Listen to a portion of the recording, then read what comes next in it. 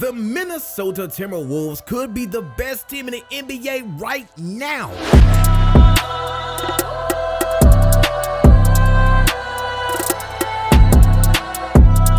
That's not ridiculous to say. The Timberwolves have the squad and the resume to be a real title contender this year.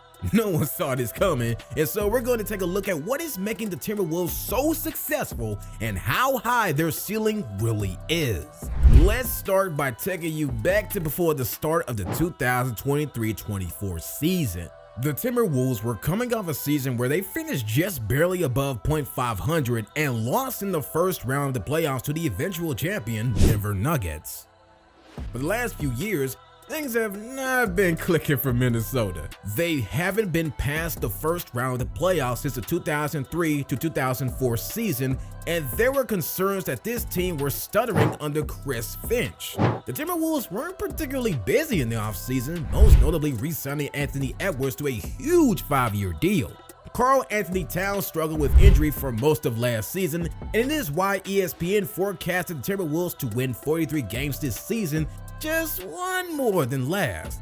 Considering how little we had seen the two of them in the front court together, there were valid concerns that Rudy Gobert and Cat would be a failing duo already. So expectations were not massively high for the Timberwolves this season. So when the Timberwolves lost 2 of their first 3 games, it looked like another season battling around .500. But that was when the T-Wolves went on a spectacular run. They went 23-5 in November and December, finding themselves at the top of the Western Conference and looking like one of the best teams in the league. No one saw that the Timberwolves would actually look like a title contender and a home playoff team for the first round at least. In recent months, their spectacular run has slowed down a little bit. They are 11-9 in 2004 at the time of writing and have dropped down to 3rd in a tightly contested Western Conference. Having held the #1 spot for a team record 67 days, the Timberwolves are still on their way to a home playoff series for the first time in 2 decades. The All-Star break could be coming at the perfect time for this time to have a little bit of rest and reset for the rest of the season. They have a 5-game advantage over 5th place in the West and will be desperate to have home court advantage for at least the first round of the playoffs. It seems like the Timberwolves did not get the memo about being an average team this season. That jump they were expected to make years ago has finally come, and the Timberwolves could be a true championship contender in the West. Let's look at exactly how they have done this. Now, if you take a look at the numbers, it becomes very clear why the Timberwolves are much improved on last season. Offensively, they're not even an average team. The Timberwolves are a below average team in the NBA this season on offense. In terms of points per game, they sit 22nd in the league. That's behind some truly awful teams in the Washington Wizards, Houston Rockets, and Brooklyn Nets. But while they don't score a huge number of points, they are efficient, currently sitting 3rd in 3-point shooting and 8th in field goal percentage. Despite having 2 centers in their starting lineup, the Timberwolves are still 3rd last in offensive rebounds, which might be something to do with the team's poor offense. Thankfully, this team are producing incredibly high-level defense. Not just high level, but the Timberwolves have the best defense in the league according to points against per game. They hold their opponents to the lowest field goal percentage in the league and the 7th lowest 3-point percentage. This team can defend all over the court. It is incredibly difficult to drive into the paint against the Timberwolves, considering Cat and Rudy Gobert will stop you. They have the 4th best point differential in the NBA and the 2nd best field goal differential. If you take a look at the players involved, then you can see the superstars driving this team forward. When you talk about the Minnesota team, you have to begin with Anthony Edwards. The 22-year-old has had the jump forward this season that many people were expecting him to, and it is impressive to watch. Currently averaging 26 points per game, Edwards looks like one of the best scorers in the league. He is flourishing better than most expected and has been rewarded with his 2nd All-Star appearance. Edwards is deservedly getting the opportunities that the best player on this roster should be. That is, of course, in thanks to Karl Anthony Towns, who is excelling after stepping back slightly on offense.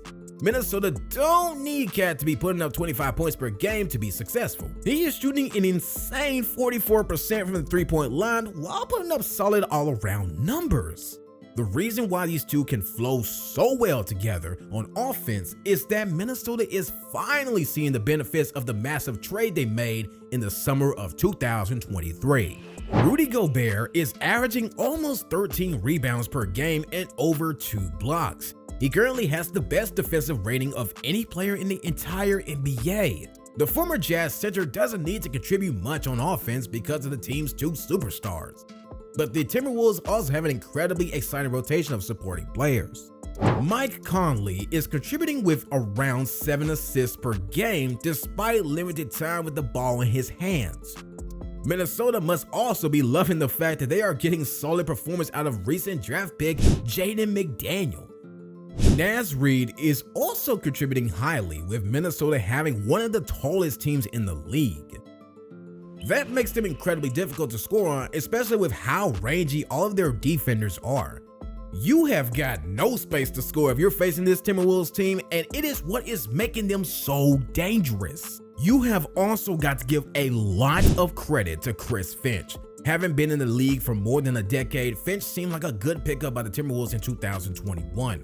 Minnesota stuck with him despite those first-round exits in the last 2 years, and it is paying off.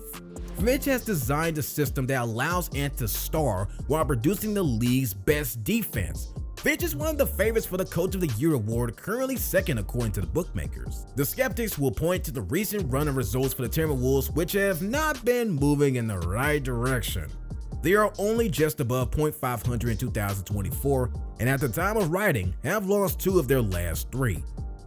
This year alone includes some disappointing losses to teams outside the playoff places in the San Antonio Spurs and the Charlotte Hornets. They have also been losing to key Western Conference opposition in the OKC Thunder and the Dallas Mavericks in the last few weeks.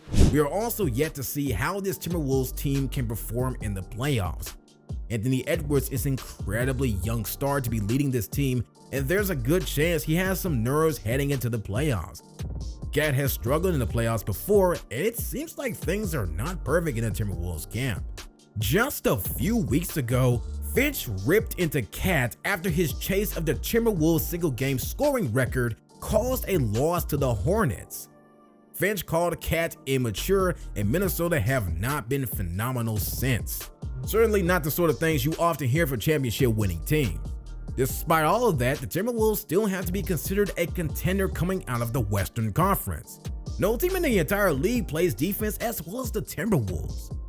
When you look at the competition they could be facing, the Timberwolves match up well.